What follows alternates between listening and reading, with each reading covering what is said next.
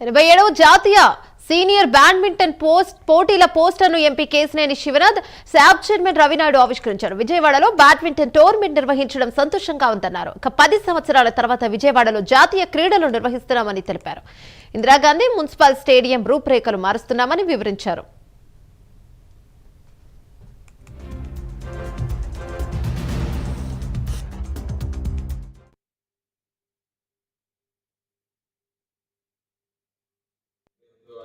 It was very important now. మనకి ఎప్పుడు 10 ఏళ్ల క్రికెట్ నేషనల్ జరుపుకున్నాం, మళ్ళీ ఇప్పుడు 10 ఏళ్ల తర్వాత జరుపుకుంటున్నాం.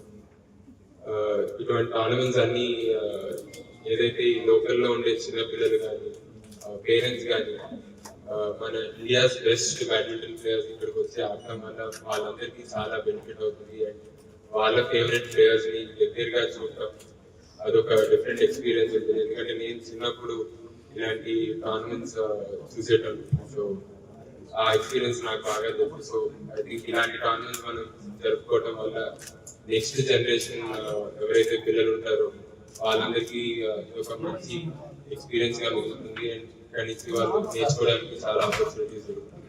ప్రపంచవ్యాప్తంగా ఆదరణ పొందుతున్న క్రీడ, ఆ క్రీడకి మొదటి నుంచి ఉమ్మడి ఆంధ్రప్రదేశ్లో కూడా గౌరవ ముఖ్యమంత్రి నారా చంద్రబాబు నాయుడు గారు అధిక ప్రాధాన్యత ఇచ్చారు.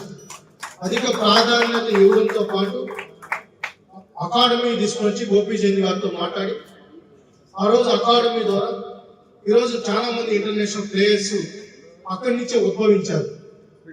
ఆ రోజు స్థలాలు ఇచ్చి ప్రోత్సహించి క్రీడాకారులను గుర్తించి గౌరవించి ముందుకు తీసుకెళ్లడంతో బ్యాడ్మింటన్ అంటేనే అది ఆంధ్రప్రదేశ్ తెలుగువారు ఏ మెడల్ సాధించినా, ఇది శ్రీకాంత్ గారైనా ఇంకెవరైనా కూడా ఈరోజు బ్రహ్మాండంగా రాణిస్తున్నారంటే అది మన బిడ్డలే.